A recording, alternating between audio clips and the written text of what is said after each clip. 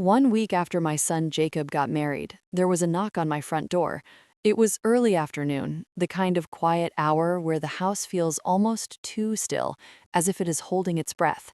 I was standing in the kitchen when I heard it, not loud, not urgent, just confident. When I opened the door, I saw my daughter-in-law, Miranda, standing there with perfect posture and a polite smile that never reached her eyes. Beside her stood a middle-aged man in a dark suit, holding a leather folder tight against his chest. "Susan Barrett," Miranda said calmly, "this is Mr. Thompson. He is a notary. We are here to help you take care of some paperwork." My heart sank, but I did not let it show. At 68 years old, I had learned a lesson life teaches slowly. When someone says they want to help you, you should always ask yourself what they stand to gain. I stepped aside and invited them in, playing the role they expected, the trusting mother, the quiet older woman. I offered coffee. I smiled. Inside, my thoughts were sharp and alert. Miranda's eyes moved around my living room, not lingering on family photos or memories, but on the walls, the furniture, the space. She was already calculating. Mr. Thompson shifted the folder in his hands, ready to begin. They believed this visit would be simple. They believed I was alone. They believed I would sign whatever they placed in front of me. What they did not know was that I had been preparing in silence for months. This knock on my door was not the beginning of my downfall. It was the moment the balance finally shifted. But to understand why, you have to go back to the day everything started to change, the day Jacob told me he was getting married, 3 months before that knock on my door. Jacob came to see me on a quiet Sunday afternoon. I was in the kitchen, kneading dough the way I always had.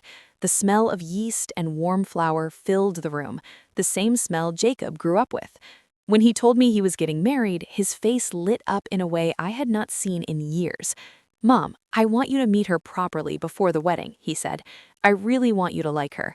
I wiped my hands on my apron and smiled. My son finding love felt like a blessing. I told myself this was the beginning of a bigger family, not the end of anything. The first time I met Miranda, I cooked everything from scratch. Nothing fancy, just honest food made with care. The dishes Jacob loved when he was a boy. I wanted her to feel welcome. She arrived dressed perfectly, hair smooth, nails immaculate. She offered a brief handshake instead of a hug. Her eyes scanned my home in quick, quiet movements, too quick to be polite, too deliberate to be innocent. During dinner, I tried to ask about her work, her interests, her plans with Jacob.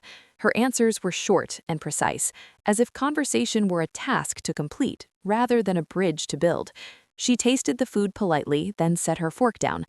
"I do not usually eat meals like this," she said lightly. "I am more used to ordering in or dining out." Jacob laughed, trying to soften the moment. "Mom loves cooking," he said. "It's her way of showing love." Miranda smiled, but there was something tight behind it. In the weeks that followed, the pattern continued. She visited with Jacob, but never settled in. She perched on the edge of the couch. She checked her phone often. She never asked how I was doing. One afternoon, while I poured coffee, she said something that stayed with me.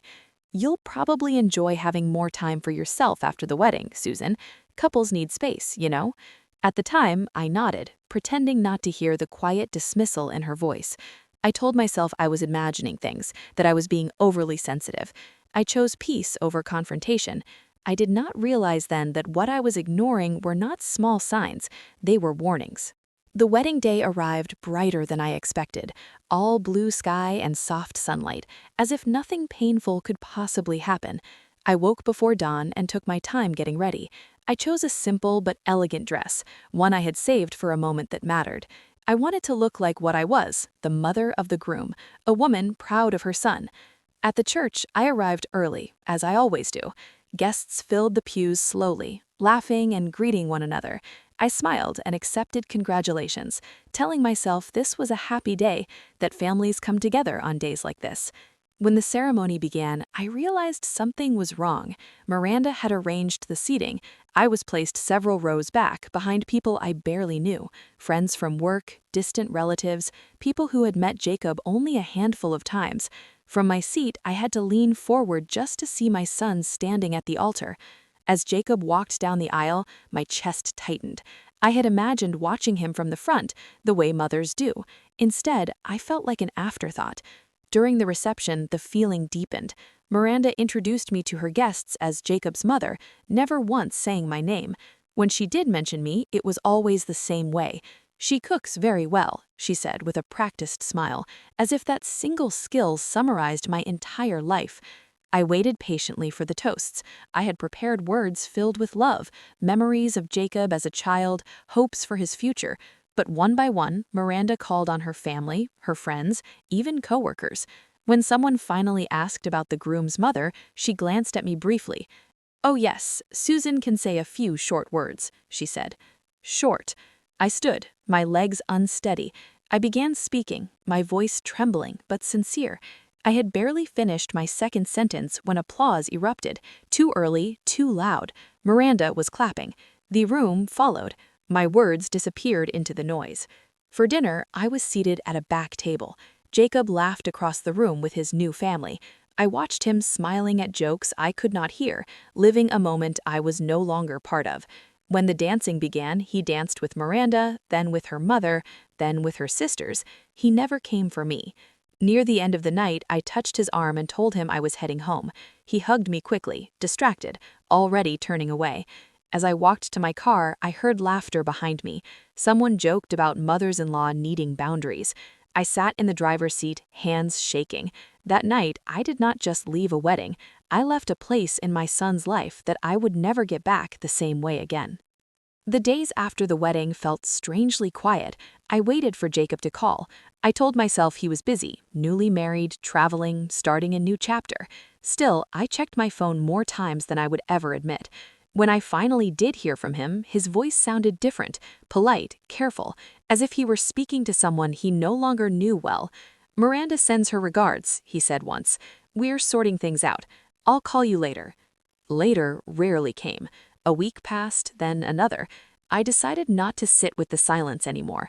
I baked Jacob's favorite cookies, the same recipe I'd made since he was 10 years old, chocolate and walnuts, simple, familiar.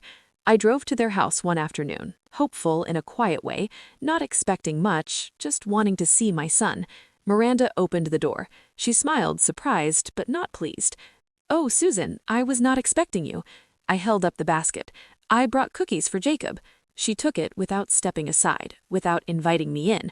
"Jacob is busy right now. Important meeting. I'll let him know you stopped by."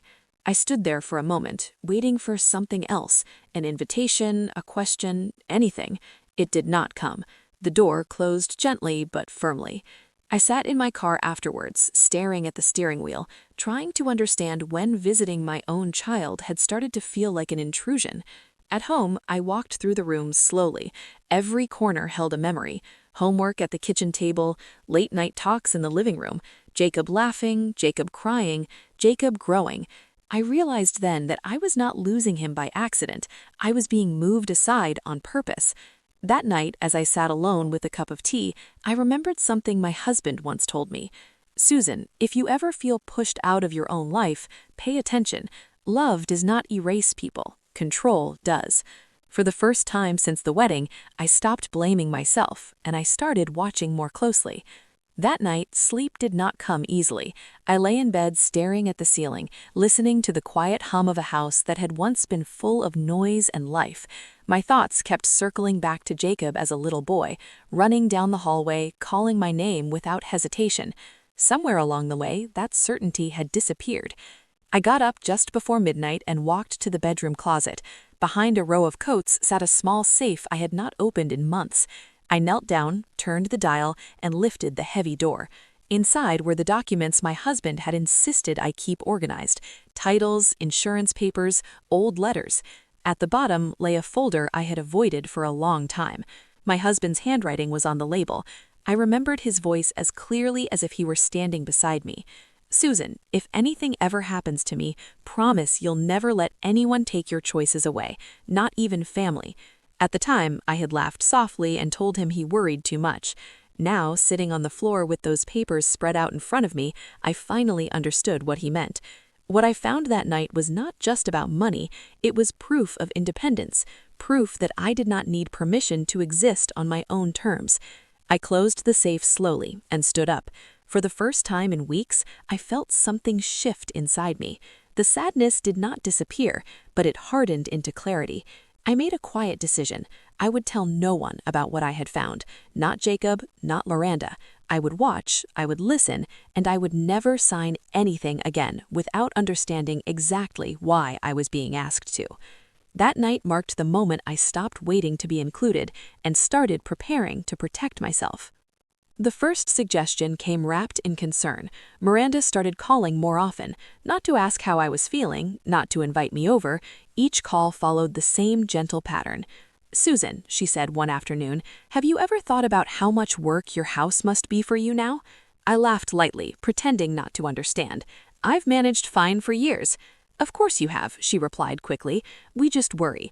Big houses can be overwhelming as people get older. Maintenance, repairs, safety, it's a lot." A few days later, Jacob repeated the same words almost exactly. Mom, Miranda and I have been talking about your future. We just want you to be comfortable. Your future? The phrase sounded strange coming from my son, as if my life had become a project he was managing rather than something I was living.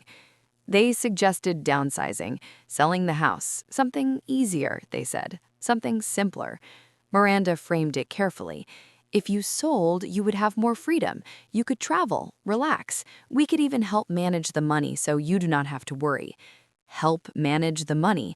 I began to hear what they were not saying. The pattern was too neat, too practiced. Always the same message delivered with soft voices and patient smiles. One evening, Jacob came by in person. He sat on the edge of the couch like a guest, not like a son who had once stretched out on that same sofa with his head in my lap.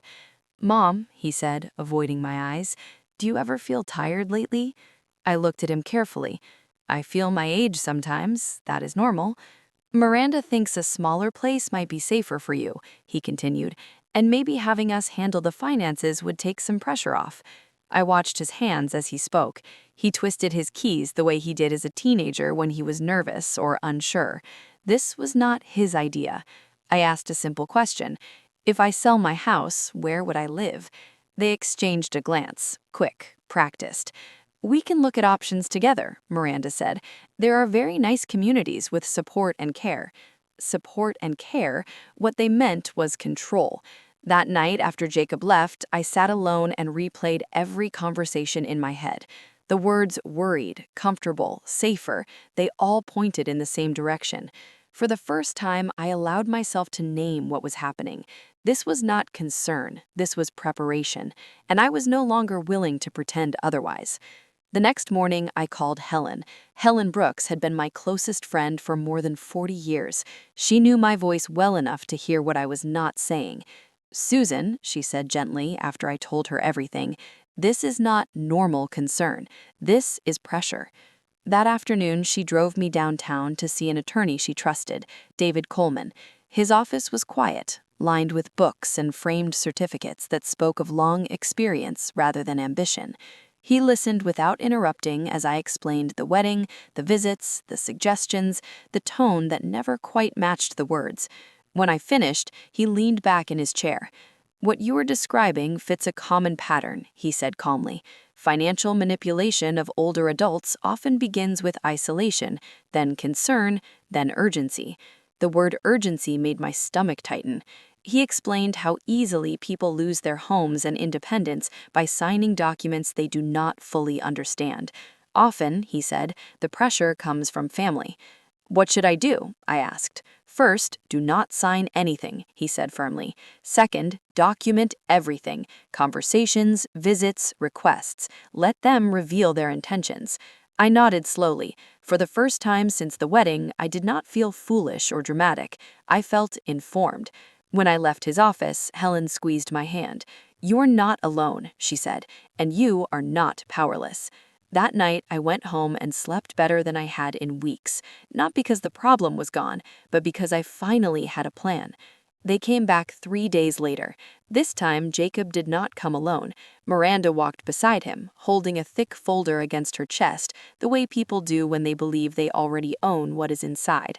I invited them in and watched as they sat across from me, both wearing the same careful expressions, concern mixed with patience, the look people use when they think they're dealing with someone fragile. "Mom," Jacob began, his voice slow and measured, "we just want to make sure you are taken care of." Miranda opened the folder and spread the papers neatly on the table. "We've been doing a lot of research," she said, "talking to professionals. Everyone agrees it would be best to simplify things." Simplify was her favorite word. She pointed to the first page. "This outlines the sale of your house. After that, the money would be placed in a managed account jointly, so we can help protect you."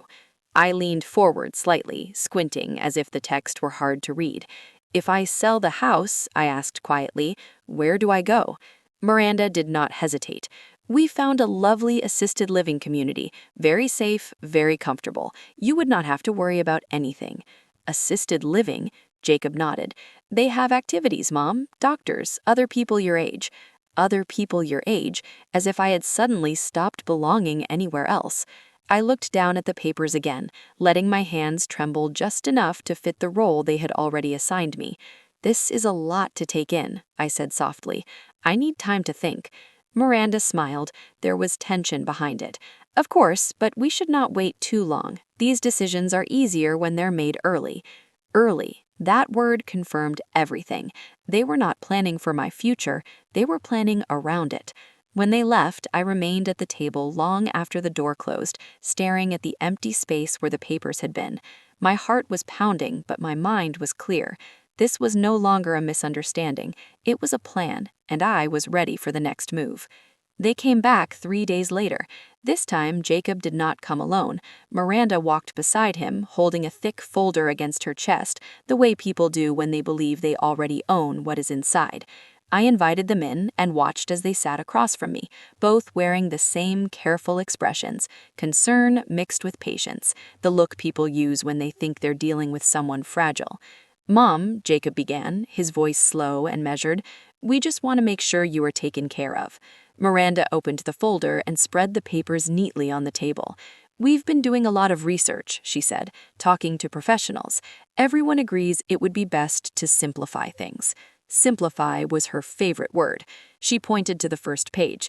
"This outlines the sale of your house. After that, the money would be placed in a managed account jointly, so we can help protect you." I leaned forward slightly, squinting as if the text were hard to read. "If I sell the house," I asked quietly, "where do I go?" Miranda did not hesitate. "We found a lovely assisted living community, very safe, very comfortable. You would not have to worry about anything." "Assisted living?" Jacob nodded. "They have activities, Mom, doctors, other people your age." Other people your age, as if I had suddenly stopped belonging anywhere else. I looked down at the papers again, letting my hands tremble just enough to fit the role they had already assigned me. "This is a lot to take in," I said softly. "I need time to think." Miranda smiled. There was tension behind it. "Of course, but we should not wait too long. These decisions are easier when they're made early." Early. That word confirmed everything. They were not planning for my future, they were planning around it. When they left, I remained at the table long after the door closed, staring at the empty space where the papers had been. My heart was pounding, but my mind was clear. This was no longer a misunderstanding. It was a plan, and I was ready for the next move. They came back 3 days later. This time, Jacob did not come alone. Miranda walked beside him, holding a thick folder against her chest, the way people do when they believe they already own what is inside. I invited them in and watched as they sat across from me, both wearing the same careful expressions, concern mixed with patience, the look people use when they think they're dealing with someone fragile. "Mom," Jacob began, his voice slow and measured, "we just want to make sure you are taken care of." Miranda opened the folder and spread the papers neatly on the table. "We've been doing a lot of research," she said, "talking to professionals.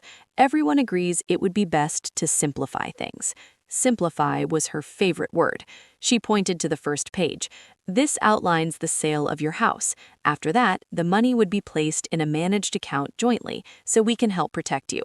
I leaned forward slightly, squinting as if the text were hard to read. "If I sell the house," I asked quietly, "where do I go?" Miranda did not hesitate. "We found a lovely assisted living community, very safe, very comfortable. You would not have to worry about anything." "Assisted living?" Jacob nodded. "They have activities, Mom, doctors, other people your age." Other people your age, as if I had suddenly stopped belonging anywhere else. I looked down at the papers again, letting my hands tremble just enough to fit the role they had already assigned me. "This is a lot to take in," I said softly. "I need time to think." Miranda smiled. There was tension behind it. "Of course, but we should not wait too long. These decisions are easier when they're made early." Early. That word confirmed everything. They were not planning for my future, they were planning around it. When they left, I remained at the table long after the door closed, staring at the empty space where the papers had been. My heart was pounding, but my mind was clear. This was no longer a misunderstanding. It was a plan, and I was ready for the next move. They came back 3 days later. This time, Jacob did not come alone. Miranda walked beside him, holding a thick folder against her chest, the way people do when they believe they already own what is inside. I invited them in and watched as they sat across from me, both wearing the same careful expressions, concern mixed with patience, the look people use when they think they're dealing with someone fragile. "Mom," Jacob began, his voice slow and measured, "we just want to make sure you are taken care of." Miranda opened the folder and spread the papers neatly on the table. "We've been doing a lot of research," she said, "talking to professionals. Everyone agrees it would be best to simplify things." Simplify was her favorite word. She pointed to the first page. "This outlines the sale of your house. After that, the money would be placed in a managed account jointly, so we can help protect you." I leaned forward slightly, squinting as if the text were hard to read. "If I sell the house," I asked quietly, "where do I go?" Miranda did not hesitate.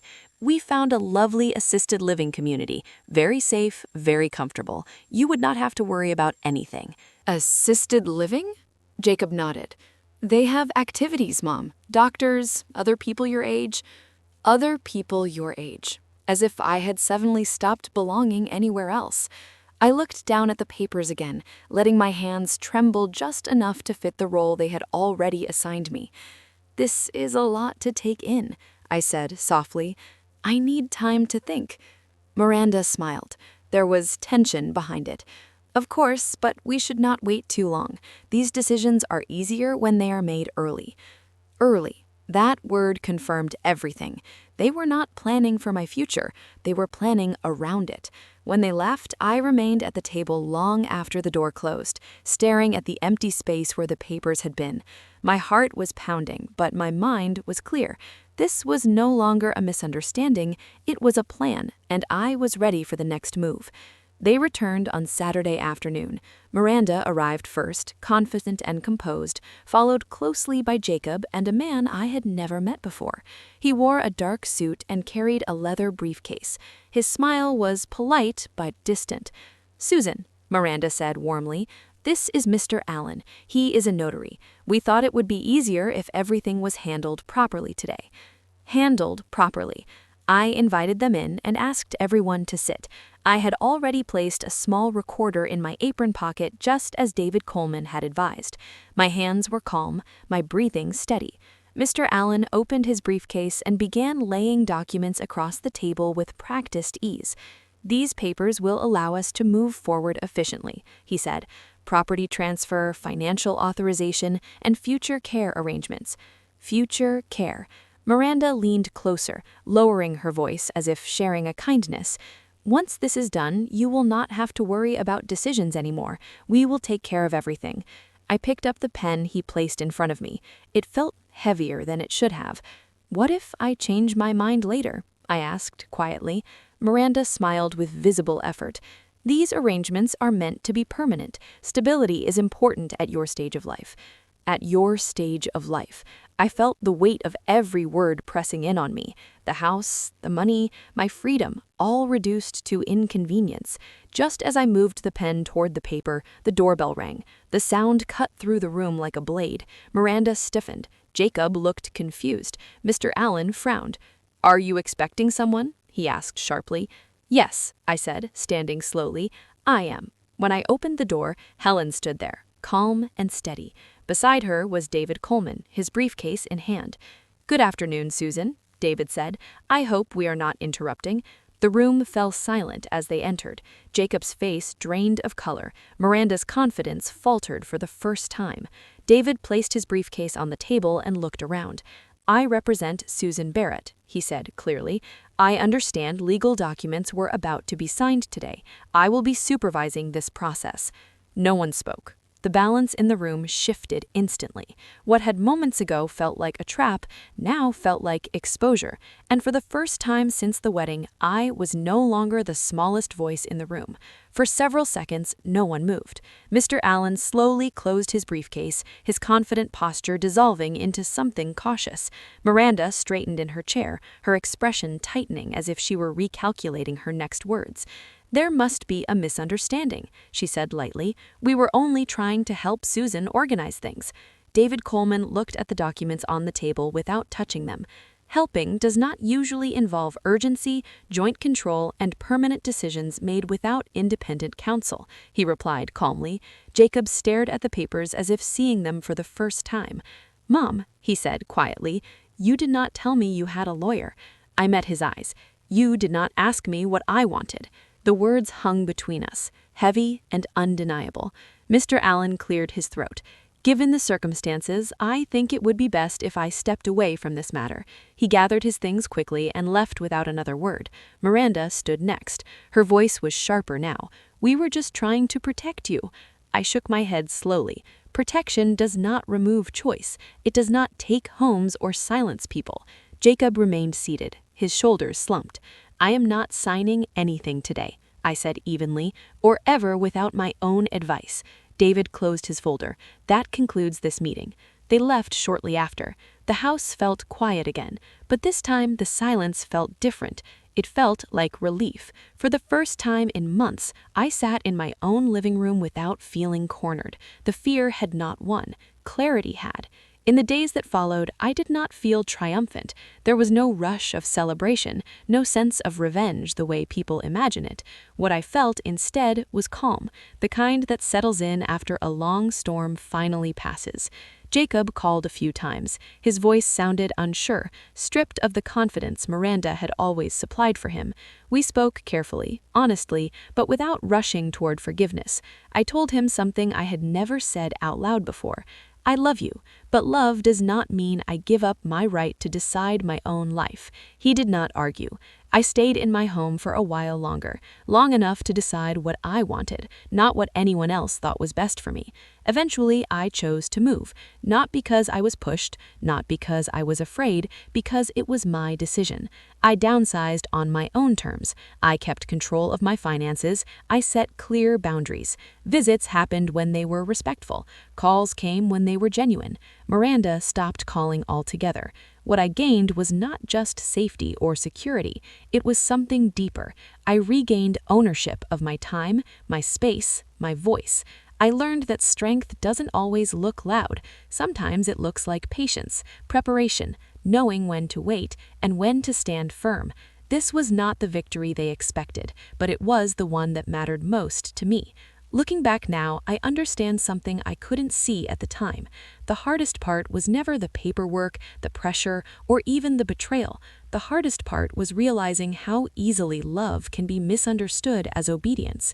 For years, I believed that being a good mother meant staying quiet, staying agreeable, staying out of the way once my child grew up.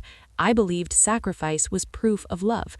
I was wrong. Love does not require erasing yourself. Family does not earn the right to control your choices, and age does not cancel your right to dignity. My name is Susan Barrett. I am 68 years old. I am a mother, a widow, and a woman who chose to protect her life instead of shrinking in it.